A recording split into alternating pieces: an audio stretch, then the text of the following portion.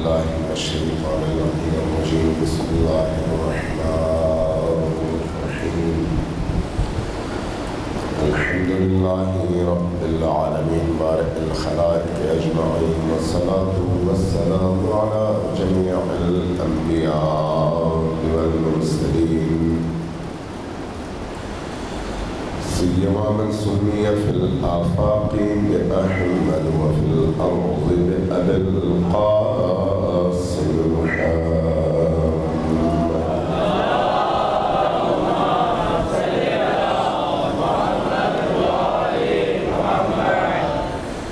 والصلاة والسلام على أولادها الطيبين الطاهرين المعصومين الميامين، واللعنة الدائمة على أعدائهم أجمعين من يوم عذابتهم إلى قيام يوم الدين.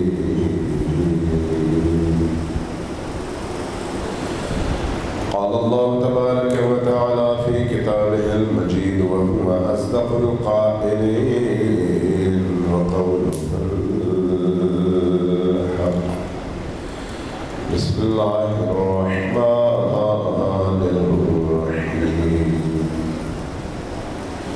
أطيعوا الله وأطيعوا الرسول وأولي الأمر منكم.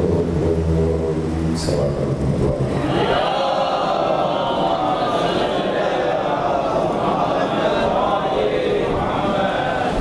ذرا زیادہ اونچی آواز سے سلوات میں چاہیے.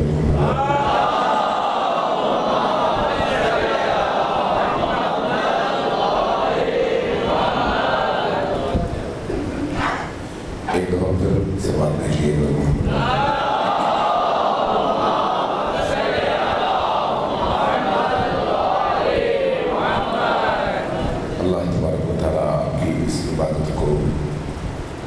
اپنی بارگاہ میں اعلیٰ ترین صورت میں قبول فرمائیں، اور ہم سب کو جب تک ہم جیتے ہیں محمد و آل محمد کے راستے پر استقامت عطا فرمائیں.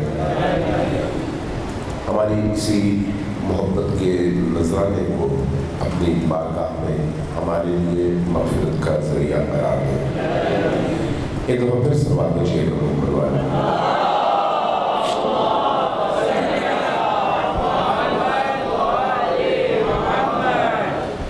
عزیزان گرامی، یہ جو دین آپ تک پہنچا ہے، اس کو کبھی بھی ایک رسم اور روٹین میٹر کے طور پر نہ لیں. یہ دین رسم نہیں ہے. کسی اور کا دین، کسی اور کا مطلب رسم ہو یا نہ ہو، لیکن ہمارا مطلب جینے کا اور سربلند جینے کا ایک نظریہ ہے. یہ مطلب جس قوم کے اندر اپنی جڑیں بنا لے، جس قوم کو اپنے بنائے ہوئے سانچے میں ڈھال لے، وہ قوم پوری دنیا کے اندر سب سے زیادہ سربلند ہوتی ہے اور سب سے زیادہ باعزت کہلاتی ہے.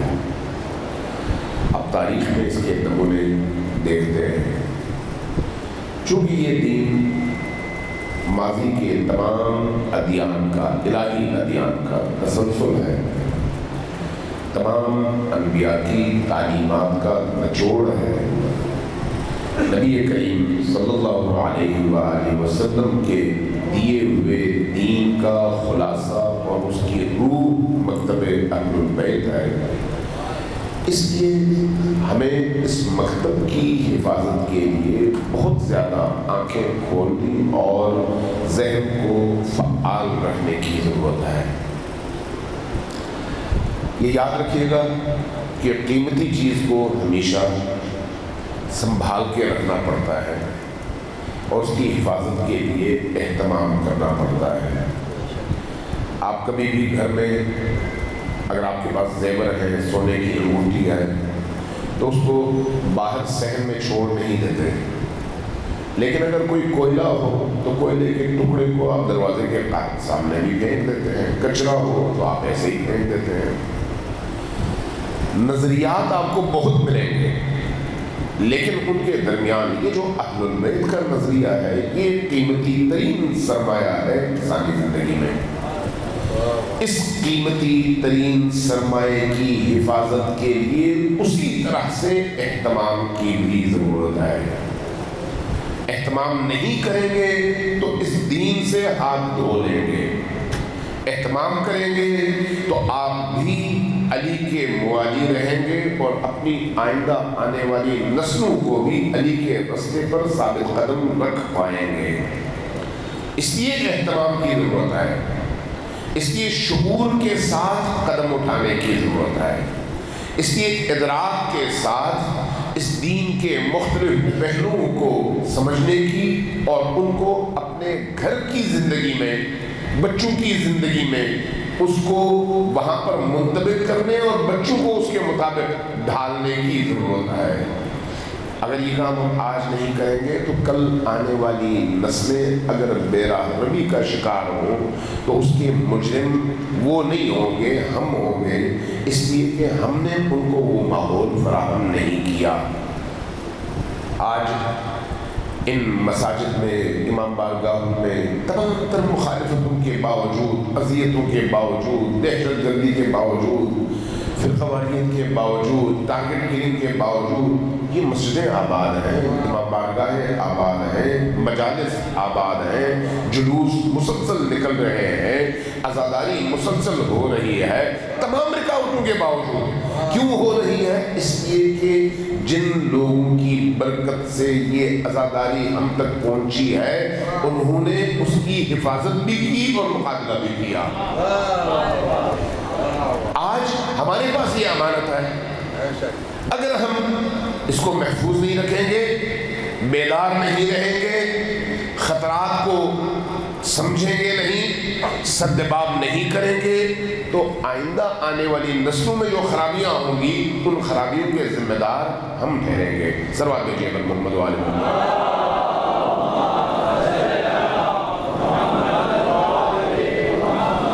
ہمیں فخر ہے نا کہ ہم امیر المومنین کے موالی ہیں. امیر المومنین نے اس دین کو ہم تک پہنچانے کے لیے کیسی کیسی قربانیاں دی ہیں. کبھی ہم نے اس پر سوچا؟ ہم ان کے فضائل سنتے ہیں، ان کے کارنامے سنتے ہیں، لیکن وہ جو انہوں نے تنہائیوں میں تلخ زہر کے گھونٹ پیے ہیں وہ ہم توجہ نہیں دیتے. وہ جو تنہائیوں میں روتے تھے ان کی طرف ہم توجہ نہیں دیتے.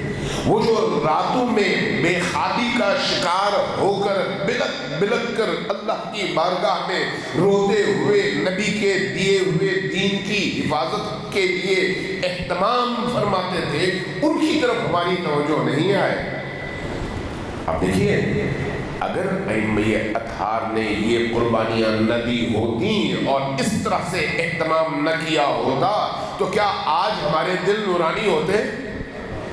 ہمارے دلوں کی آج کی نورانیت ان ہستیوں کی ان سختیوں کو فیس کرنے، مقابلہ کرنے اور ان سختیوں پر قابو پانے کا نتیجہ ہے کہ قربانی انہوں نے دی، خون انہوں نے دیا، بچے انہوں نے دیے، اپنے آپ کو فدا انہوں نے کیا اور آج ہم آزادی کی سانس لے رہے ہیں. چھوٹی نعمت نہیں آئی.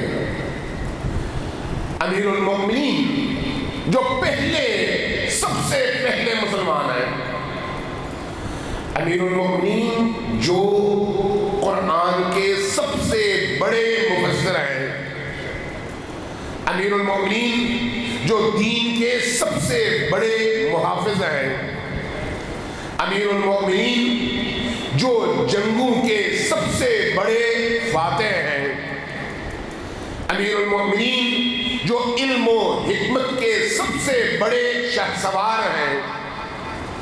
کن کن اوصاف کی آپ بات کریں گے، کن کن میدانوں کی آپ بات کریں گے. ان تمام کمالات کے باوجود علی کو وہ معاشرہ قبول نہ کر سکے، برداشت نہ کر سکے اور علی کے حوالے سے اس معاشرے کی ہر نسل کے ذہنوں میں اتنا زہر گھول دیا جائے کہ نسلیں علی کی نفرت کے ساتھ پروان چڑھے. آپ سوچ سکتے ہیں؟ عملاً یہ سب کچھ ہوا ہے، لیکن اس کے باوجود امیر المومنین نے مقابلہ کیا، اور آج آپ دیکھتے ہیں امیر المومنین کا نام زندہ ہے، جنہوں نے وہ کوشش کی وہ لعنت کی علامت ہے۔ بے شک امیر المومنین دلوں پر راج کرتے ہیں، کیوں؟ اس لیے کہ قربانی دیا ہے، اس لیے کہ اپنا آرام قربان کیا ہے، اپنی راحت قربان کیا ہے، اپنی آسائشات قربان کی ہے، اپنی خواہشات کو قربان کیا ہے، لیکن اپنے دین کو قربان ہونے سے بچایا ہے، اپنے دین کو۔ میں جب امیر المومنین کی زندگی کے ان گوشوں کو دیکھتا ہوں جن میں موجود پیغام ایک عام انسان کے ذہن کو جھنجھوڑ سکتا ہے۔ اب دیکھیے امیر المومنین کو دیکھنے کے دو انداز ہیں، جو کہ ہم تاریخ امیر المومنین پر بات کر رہے ہیں، دیکھنے کے دو انداز ہیں۔ ایک جیسے عام طور پر کہانیاں پڑھی جاتی ہیں، فلان ہیرو ہے، اس ہیرو نے یہ کام کیا، یہ کارنامہ انجام دیا، ایسے کیا، ایسے کیا، ایسے کیا۔ آپ نے کتاب بند کر دی، سکھ کا سانس لیا اور کہا کہ ہاں بھائی میں نے اس ہیرو کی زندگی کے ان کارناموں کو پڑھ لیا۔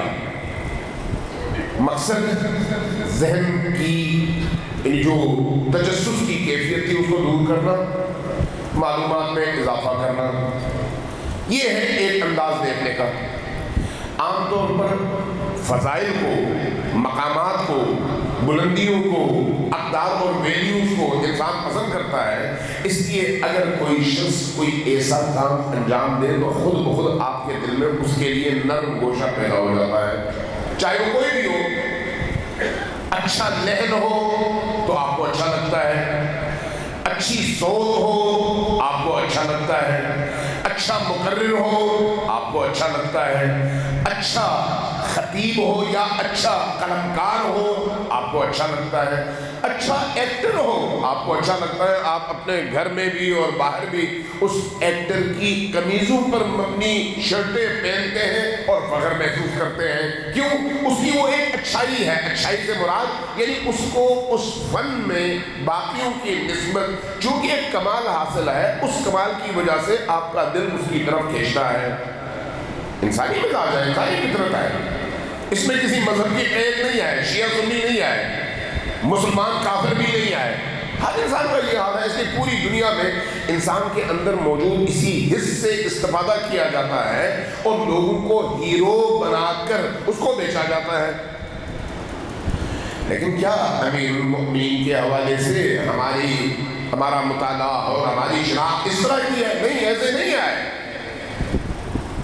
ہماری جو شناخت امیر المومنین کے حوالے سے وہ صرف ایک تاریخی ہیرو کے طور پر نہیں ہے، بلکہ انسانی معاشرے کو انسانی کمالات میں، انسانی صفات میں ارتقا دے کر انسان کو اس مقام تک پہنچانے میں جو مقام اللہ نے انسان کی تقدیر میں لکھا ہے، جس کو ہم کمال انسانی کہتے ہیں، اس مقام تک پہنچانے کے لیے جو آپ کو ڈھانچہ، جو آپ کو سانچہ، جو آپ کو رول ماڈل چاہیے، جس کو دیکھ کر آپ کا خون بڑھے، آپ ہر خطرے سے بے نیاز ہو جائیں اور میدان عمل میں کود پڑے، وہ ہستی علی ابن ابی طالب کی ہستیاں ہیں۔ اس لیے انسانی تاریخ میں امیر المومنین کا رول اتنا ہی بڑا ہے۔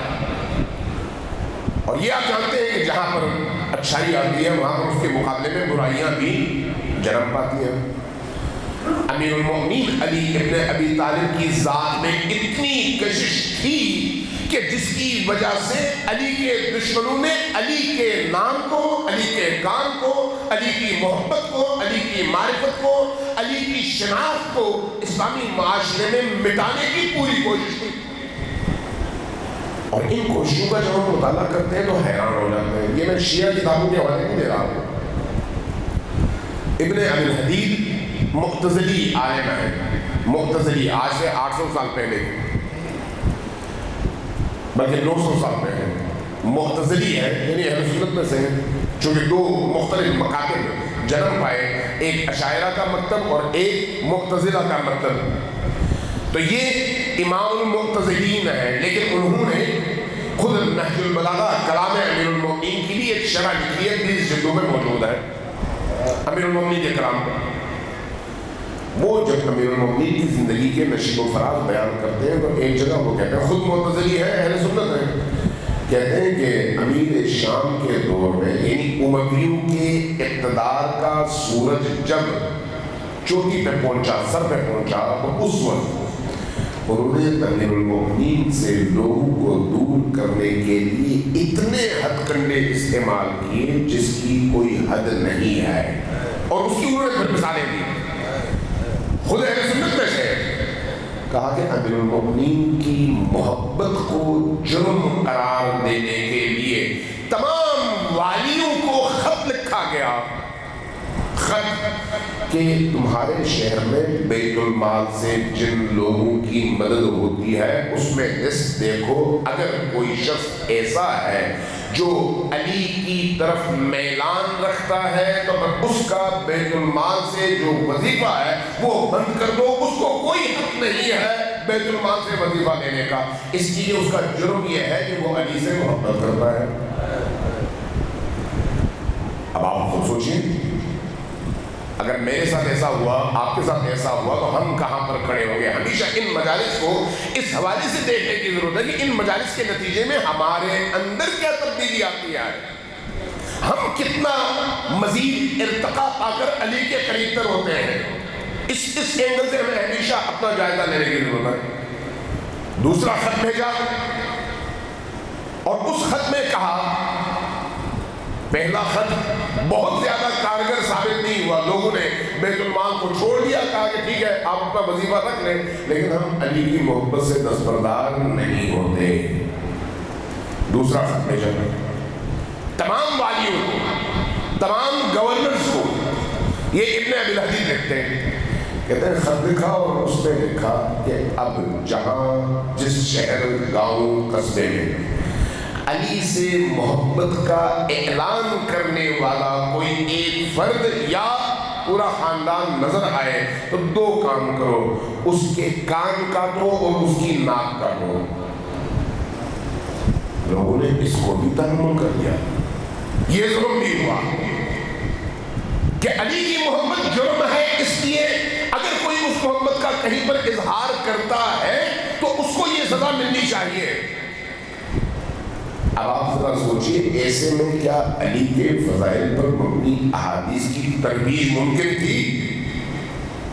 ممکن تھی؟ نہیں، چونکہ جب آپ علی کے بارے میں کوئی رسول کی حدیث بیان کرنا چاہیں گے تو آپ کے کان کاٹے جائیں گے، آپ کی زبان کاٹی جائے گی، آپ کی ناک کاٹی جائے گی، آپ کہاں کر سکتے ہیں؟ لہذا اس دور میں بھی جب اس طرح کا ماحول تھا، ایک کام کیا گیا کہ ان لوگوں نے جو میرے اور آپ کی طرح سے تھے لیکن ان کے دلوں میں علی کی محبت تھی، کیا کیا؟ کہا کہ ہم علی کی محبت کو نہ مٹنے دیں گے اور نہ اس روشنی کو بجھنے دیں گے۔ اب جاتے تھے، تلاش کرتے تھے کہ کون حقیقتاً علی کا محب ہے، وہ اس کا ہاتھ تھامتے تھے، لاتے تھے، اس کے کان میں کہتے تھے رسول کریم نے علی کے بارے میں یہ فرمایا تھا، اپنی نسلوں کو سمجھاؤ اور نسلوں تک پہنچاؤ، کہیں ایسا نہ ہو کہ علی کو خدا نہ خواستہ ہم بھول جائیں اور اپنے آپ سے بیگانہ ہو جائیں۔ اس طرح سے علی کی محبت اور علی کی معرفت آگے بڑھتی رہی۔ ایک وقت آیا، دیکھا کہ علی کی محبت کو روکا نہیں جا رہا، روکنے میں کامیابی نہیں ہو رہی، اگرچہ اثرات ہوتے لیکن اس طرح کی کامیابی نہیں ہو پائی۔ شام میں ہوئی، چونکہ جب 60 سال کتنے ہوتے ہیں؟ پاکستان کی آزادی کو کتنا عرصہ ہوا ہے؟ 70 سال۔ کتنی نسلیں گزر چکی ہیں؟ آج کی جو 2 سال 3 سال کے بچوں کی نسل ہے، اس نسل کو اگر پیچھے آپ اس کو گننا شروع کر دیں تو آپ کو 6 نسلیں ملیں گی پاکستان کی۔ اگر 6 نسلوں کے کانوں میں علی کا بغض بھرتا چلا گیا اور ہر ممبر سے، ہر محراب سے، ہر مسجد سے، ہر ملا کی زبان سے علی کے لیے نفرت آمیز جملے نکلتے چلے گئے تو نتیجتاً اس معاشرے کے اندر علی کے بارے میں کوئی مثبت بات کرنا ممکن ہو سکتا ہے یا نہیں؟ ذرا سوچیے۔ اور یہی ہوا 60 سال اور مسلسل۔ میں نے چونکہ تاریخ میں یہ پڑھا ہے اور طبری نے لکھا ہے، اسی معتزلی نے لکھا ہے، ابن ابی الحدید نے، ابن ہشام نے لکھا ہے، سارے کے سارے اہل سنت مورخین ہیں، اہل سنت علماء ہیں۔ 60 سال جب دیکھا کہ اس کے باوجود کنٹرول مکمل نہیں آئے، اب ایک اور کام کیا۔ وہ کیا ہے؟ جہاں جہاں علی کی احادیث بیان ہوتی ہے ان احادیث کو اخذ کرو، علی کے نام کو اس حدیث میں سے ہٹا کر کسی اور کا نام، میں نام نہیں لیتا، آپ کو سمجھ جائے، میں نام نہیں لیتا، کہا کہ فلان صاحب کا نام ڈال دو، کہو کہ رسول نے فلان صاحب کے بارے میں یہ ارشاد فرمایا تھا، اس پر بھی ایک عرصہ لگ گیا۔ یہ بھی باقاعدہ پلان کے تحت، منصوبہ بندی کے تحت یہ سلسلہ بھی آگے بڑھا۔ پھر دیکھا یہ بھی کافی نہیں آئے، کیونکہ علی کے فضائل سے دنیا بھری ہوئی ہے، علی کے فضائل سے قلوب روشن ہے۔ ایک اور تبدیلی، وہ کیا ہے؟ جہاں جہاں علی کے فضائل ہیں ان فضائل میں علی کے ساتھ دوسروں کو بھی شریک کرنا شروع کر دو، اور ہر ایک کے لیے اسی جو جملہ ہے نبی کریم کا، جو خطبہ ہے، جو کلام ہے، اس میں آگے جملے بڑھاتے چلے جاؤ کہ اگر علی یہ تھے تو فلان یہ تھے، فلان یہ تھے، فلان یہ تھے، فلان یہ تھے، بڑھاتے چلے جاؤ۔ ایک مثال دے دیتا ہوں آپ کو، مثلا نبی کریم کا یہ جملہ آپ سب کو یاد ہے کہ انا مدینۃ العلم وعلی بابها، میں علم کا شہر ہوں اور علی اس کا دروازہ ہے۔ آگے بڑھا دیا، فلان صاحب دیوار ہے، فلان صاحب چھت ہے، پھر اس کے بعد کہا فلان صاحب دروازے پر موجود کنڈا ہے۔ کچھ ہمارے ستم ظریف اہل سنت ہی دوستوں نے کہا کہ اب یزید رہ گیا تھا، یزید کے بارے میں لکھو کہ وہ اس کنڈے پر موجود تالا ہے۔ یعنی اس حد تک نبی کی شان میں گستاخی اور نبی کے کلام میں تحریف، نبی کے کلام میں تبدیلی، مسلسل یہ عمل چلتا رہا۔ ہدف کیا ہے؟ علی سے لوگوں کو آپ نے دور کرنا ہے۔ اگر علی سے آپ لوگوں کو دور نہیں کریں گے تو لوگ علی کی طرف چلے جائیں گے۔ میں آپ کو ایک چھوٹا سا اور واقعہ سناتا ہوں۔ خلیفہ ثالث حضرت عثمان ابن عفان کے گھر کا محاصرہ ہوا۔ کون تھے؟ مسلمان کون تھے؟ صحابہ کرام کون تھے؟ اہل مدینہ، اہل مکہ، اہل مصر، مختلف علاقوں سے لوگ جمع ہوئے تھے۔ اب آپ ان کو چاہے کچھ بھی کہیں آج یہاں پر بیٹھ کر، لیکن مورخین نے تو لکھا ہے کہ وہ وہی صحابہ کرام تھے جنہوں نے محاصرہ کیا۔ اس کی وجوہات کیا تھی؟ چاہیے تاریخ میں تلاش کیجیے، ہم کہیں گے تو آپ کو پریشانی ہوگی کہ کن وجوہات کے تحت یہ محاصرہ ہوا۔ اب اس پر ہم بات نہیں کرتے، ٹھیک ہے، تاریخ کا ایک واقعہ، لیکن مشکل یہ ہے کہ امیر المؤمنین کو یہ عمل پسند نہیں ہے، اس لیے کہ یہ اسلامی ریاست کے اندر قوانین کو توڑنے کا ایک ایسا دروازہ ہے، اگر یہ کھلے تو پھر ہمیشہ جس کے ہاتھ میں طاقت ہو وہ اسی طرح سے آگے بڑھے گا اور کمزور پر ظلم کرے گا۔ اس لیے علی کو منظور نہیں ہے کہ کوئی اس طرح سے آ کر خلیفہ ثالث کے گھر کا محاصرہ کرے، دارالامارہ کا محاصرہ کرے اور ان کو قید کرے۔ اس لیے امیر المومنین نے اس عمل میں ساتھ نہیں دیا کسی کا بھی، نہ صرف ساتھ نہیں دیا بلکہ حضرت عثمان ابن عفان کو بچانے کے لیے جو کچھ ہو سکتا تھا وہ بھی کیا، اور فریقین کے درمیان صلح و صفائی کی جو کوششیں ممکن تھیں وہ بھی کی، تاکہ پتہ چلے علی اپنی خواہشات کا اسیر نہیں ہے، اپنے رب کے حکم کا تابع ہے۔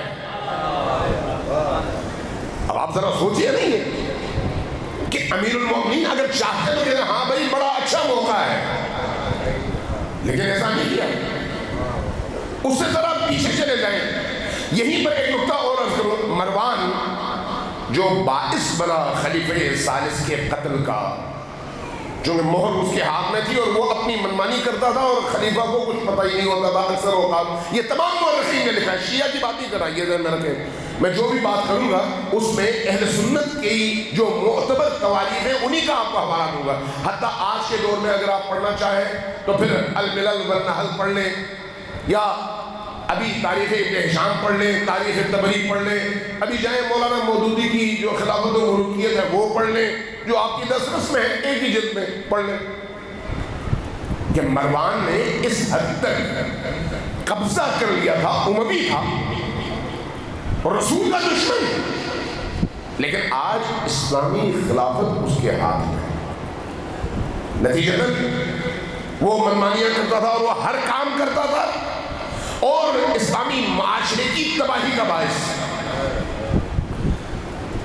وہی مروان کہتا ہے، طبری نے لکھا ہے، وہ مروان کہتا ہے کہ حضرت عثمان ابن عفان کا جو دفاع اور ان کو ان مظاہرین سے بچانے کی جو کوشش علی ابن ابی طالب نے کی، وہ کوشش کسی اور نے نہیں کی۔ دشمن ہے علی کا، لیکن مجبور ہے گواہی دینے پر کہ علی اپنے من اور خواہش کا نہیں، اللہ کا بندہ ہے، اسے مجبور ہو کر کہتا ہے نہیں، علی اس معاملے میں جتنا سچا ہے کوئی اور نہیں ہے، علی نے سب سے زیادہ کوشش کی ہے۔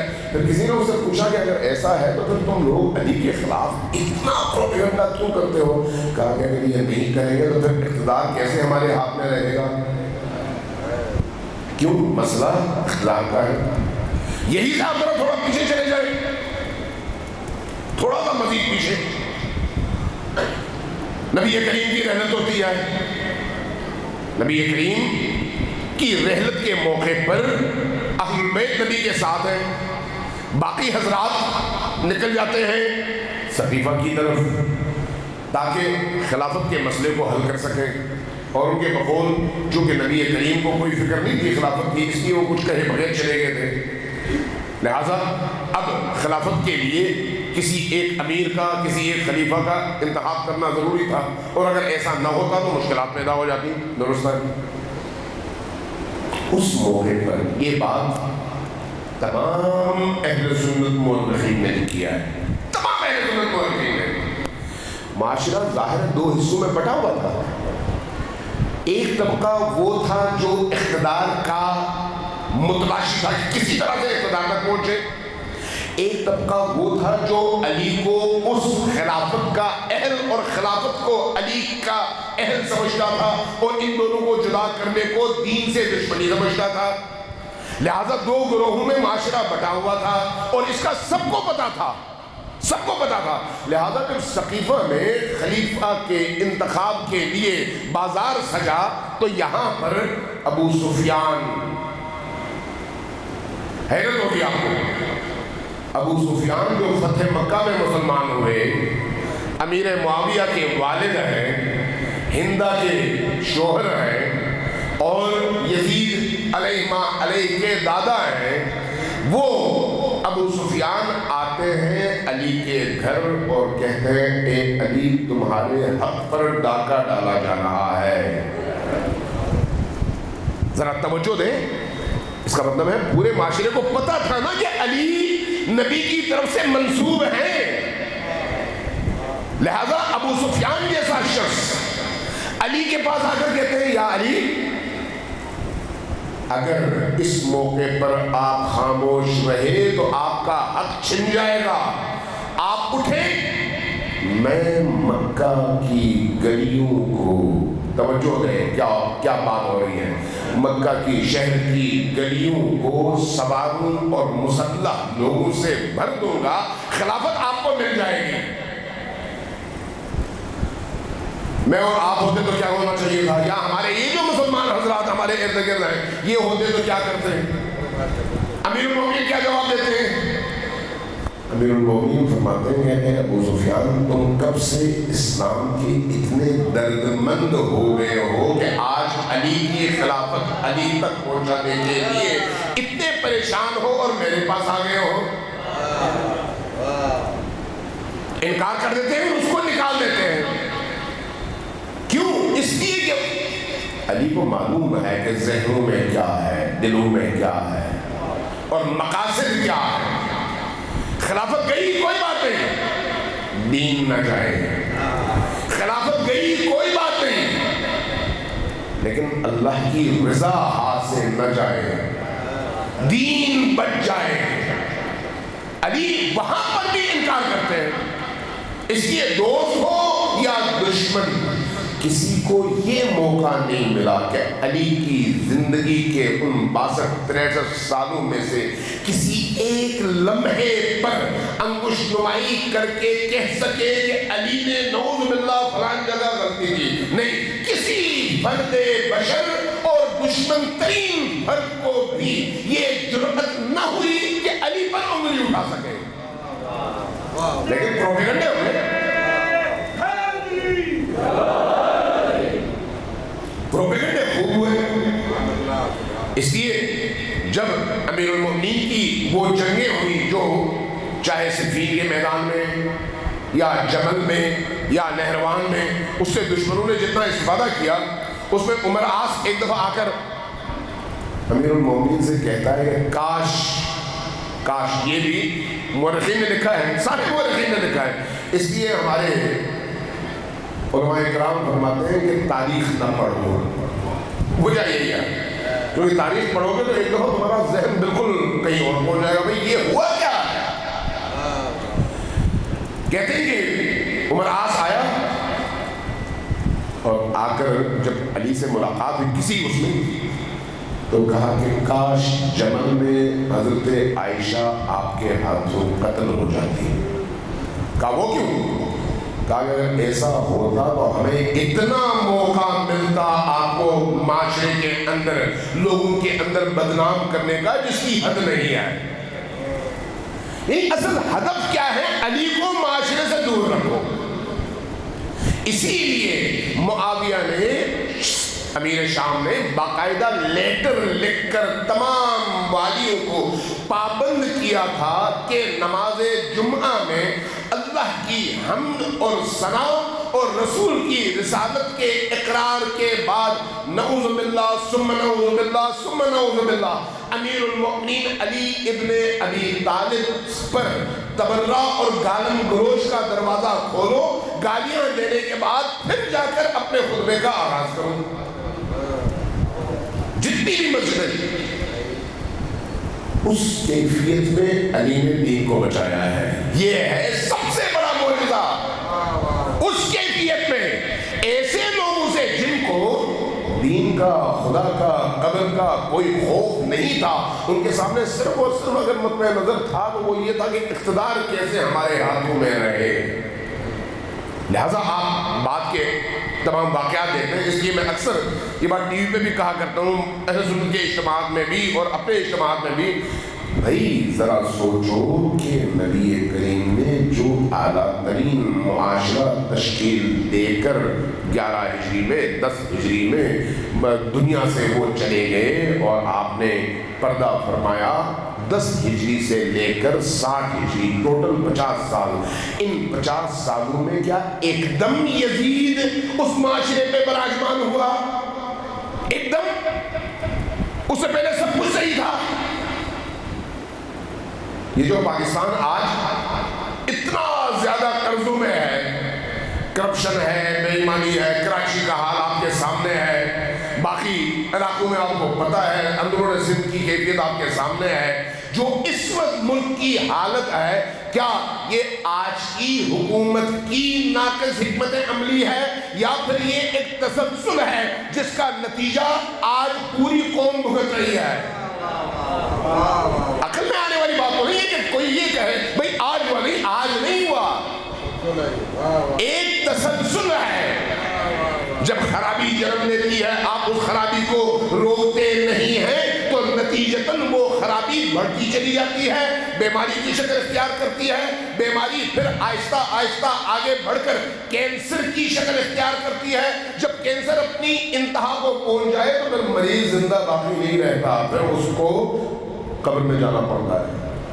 یہی کیفیت اسلام کے ساتھ ہوا، جو کیفیت آج پاکستان میں ہم اپنے ملک کے ساتھ دیکھ رہے ہیں۔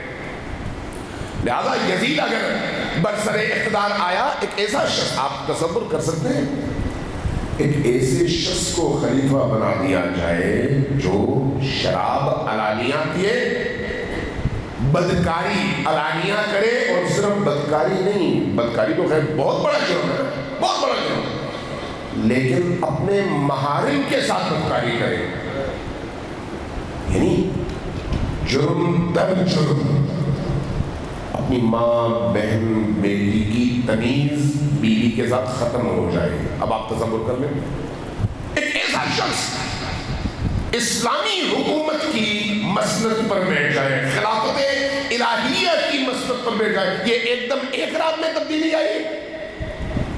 پھر وہ آ کر کہے کہ بھئی نہ کوئی وحی نازل ہوئی تھی، نہ کوئی نبی آیا تھا، یہ سارا تو بنی ہاشم کا ڈھونگ تھا عرب کی اس سرزمین پر قبضے کا، تو آج ہم نے وہ قبضہ واپس لے لیا ہے۔ یہ وہ فکر ہے جو بدر سے چل رہی تھی، کربلا تک پہنچی ہے، لیکن وہاں پر وہ مشرکین میں شامل تھے، بعد میں لبادہ بدل گیا، لباس بدل گیا۔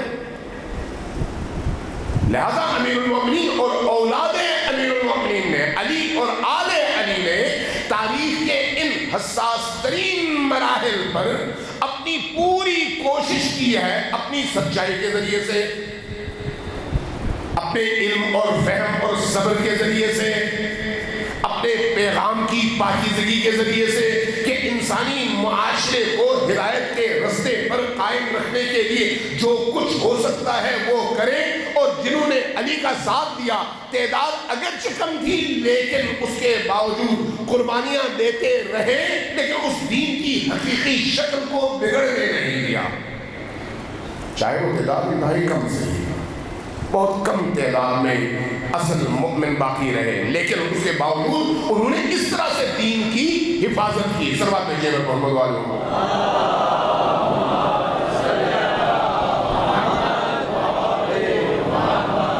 ایک دفعہ پھر صلوات بھیجیے محمد والوں۔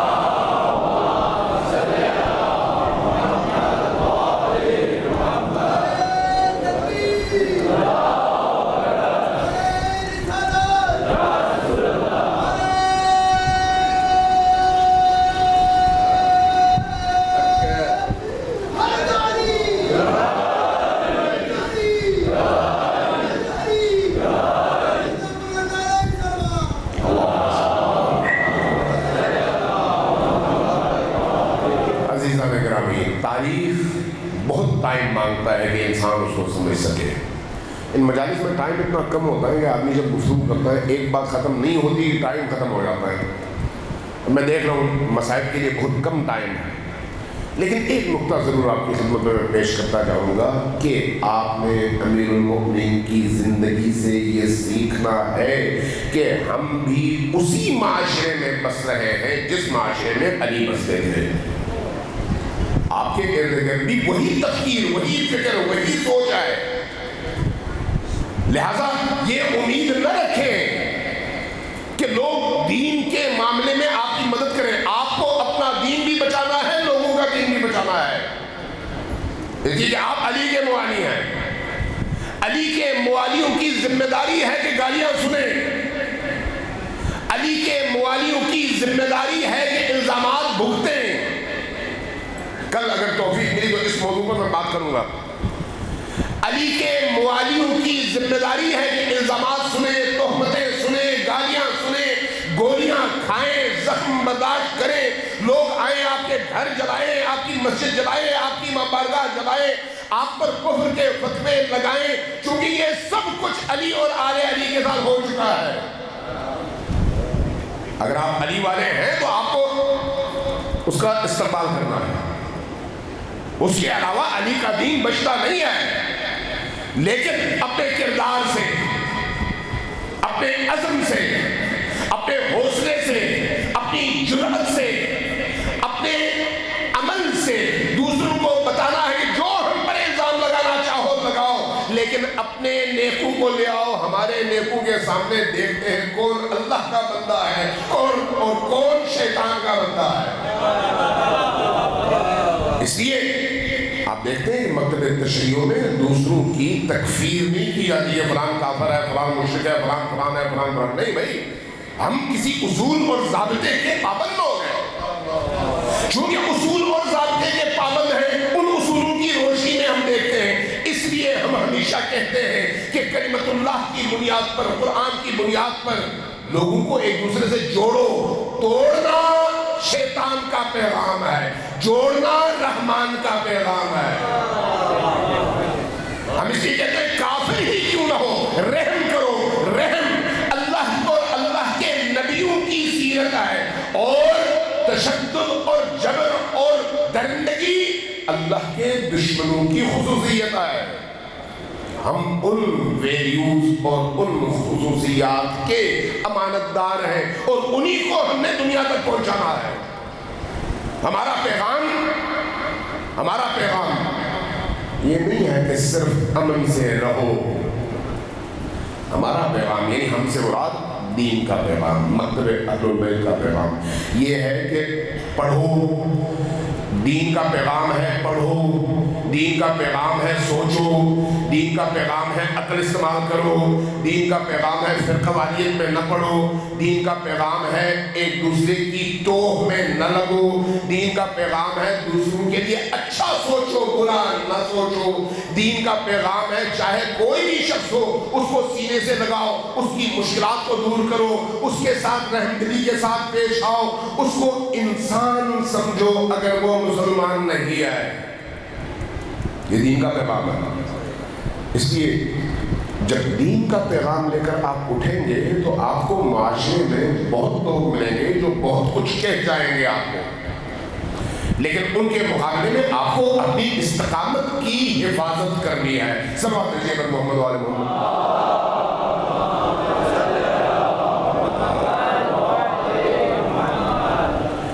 جیسے جیسے ہم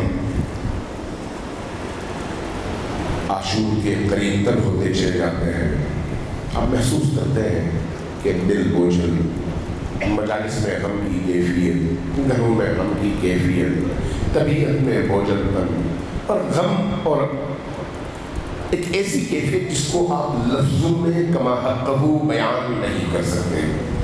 وجہ کیا ہے؟ وجہ وہ ہستی ہے جو آپ کے دل میں بستی ہے، جس کی محبت آپ کے پورے وجود کو متاثر کرتی ہے۔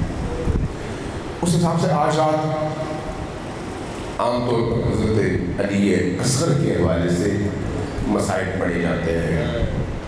علی اصغر کون ہے؟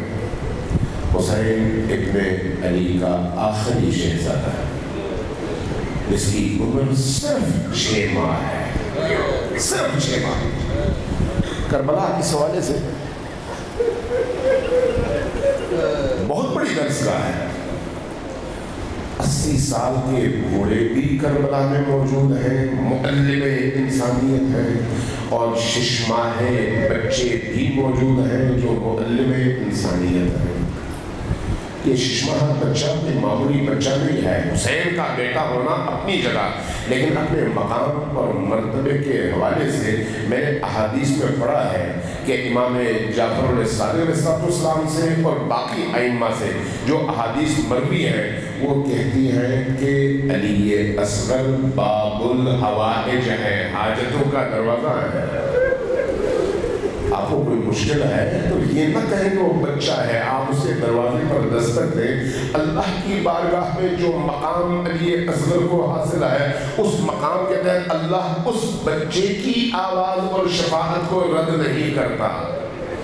یہ اہل البیت کا کریم ابن کریم بچہ ہے جو باب الحوائج ہے، حاجتوں کا دروازہ ہے۔ جو بھی آپ کی پریشانی ہے توسل کریں علی اصغر سے، دیکھیں آپ کی حاجات پوری ہوتی ہے یا نہیں۔ یہ بچہ بعض روایات میں 9 رجب کی تاریخ لکھی گئی ہے، 9 رجب کو آپ کی پیدائش ہے، 27 رجب کو یہ قافلہ چل پڑا ہے۔ تو کتنے دنوں کی عمر تھی؟ یعنی پیدا ہوتے ہی جس بچے نے قافلے کے ساتھ سختیاں جھیلی ہیں اور دین کی راہ میں چل پڑا ہے، یہ وہ بچہ ہے۔ جب عصر عاشور حسین ابن علی اکیلے رہے، عباس شہید ہو گئے، علی اکبر شہید ہو گئے، قاسم شہید ہو گئے، اور محمد شہید ہو گئے، حبیب بن مظاہر شہید ہو گئے، مسلم بن اوسجہ شہید ہو گئے، جتنے پیارے تھے سب کے سب چلے گئے، ایک حسین کربلا میں اکیلے باقی رہے۔ جب اکیلے تھے اس وقت حسین کی صدائے استغاثہ بلند ہوئی، کیا کوئی ہے جو مجھ حسین کی مدد کر سکے؟ آج حسین اکیلا ہے، کیا اس اکیلے حسین کی فرزند زہرا کی، نبی کے آخری نشانی بیٹے کی کوئی مدد کرنے والا روئے زمین پر ہے؟ آپ کی ندا بلند ہو رہی تھی، جیسے جیسے آپ کی ندا بلند ہوتی چلی گئی، ارد گرد بالکل خاموشی چھاتی گئی۔ اس کے بعد آپ نے کہا کہ اب میں گھر والوں سے، اپنے خاندان سے، بچوں سے، بیویوں سے رخصت دے لوں، الوداع کہوں، اور اس کے بعد پھر لشکر اشیاء کے سامنے آ جاؤں۔ واپس خیمے میں آئے، لیکن خیمے میں کوہرام برپا تھا اور خیمے میں بیویاں رو رہی تھیں۔ حسین داخل ہوئے، پوچھا کہ بیویوں میں ابھی زندہ ہوں، آپ کو کیوں رو رہی ہیں؟ جواب ملا کہ جب آپ نے صدائے استغاثہ بلند کیا تو اس کے بعد سے یہ بچہ مسلسل رو رہا ہے اور اس کو گہوارے میں سکون نہیں ہے، بار بار اپنے آپ کو زمین پر گراتا ہے۔ جب یہ منظر دیکھا فرمایا اس بچے کو تیار کرو اور میرے حوالے کر دو۔ بچے کو اٹھایا، اپنے سینے سے لگایا، میدان کی طرف چل پڑے۔ میدان میں آ کر اس بچے کو اپنے دونوں ہاتھوں میں یوں اٹھایا اور پھر لشکر اشتیا کو مخاطب کر کے کہا کہ اے یزید کے لشکر والوں، اے عمر بن سعد کے سپاہیوں، تمہارے اس کنارے میں فرات کا پانی بہہ رہا ہے، اس پانی سے اگر 2 گھونٹ اس بچے کو پلا دو تو نہ فرات کا پانی کم ہوگا اور نہ تمہیں اس کا کوئی نقصان ہوگا۔ یہ بچہ پیاسا ہے، اس کی ماں 3 دنوں سے پیاسی تھی، اس کا دودھ خشک ہو چکا ہے، اس لیے بچہ پیاسا، اس کے ہونٹ دیکھو، ہونٹ خشک ہو چکے ہیں۔ آپ نے یہ کلام کیا، مختلف لوگوں نے لکھا ہے اس کو، لیکن کہیں سے کوئی جواب نہیں آیا۔ بعض لوگوں نے لکھا ہے آپ نے اس معصوم بچے کو کربلا کی تپتی ہوئی ریت پر زمین پر رکھ دیا اور کہا کہ تم لوگ خود آگے بڑھو اور اس بچے کو 2 گھونٹ پانی پلا دو۔ خود پیچھے ہٹ گئے، لشکر اشتیا میں کوہرام برپا ہوا۔ آپ آگے بڑھے، بچے کو اٹھایا، اپنے سینے سے لگایا۔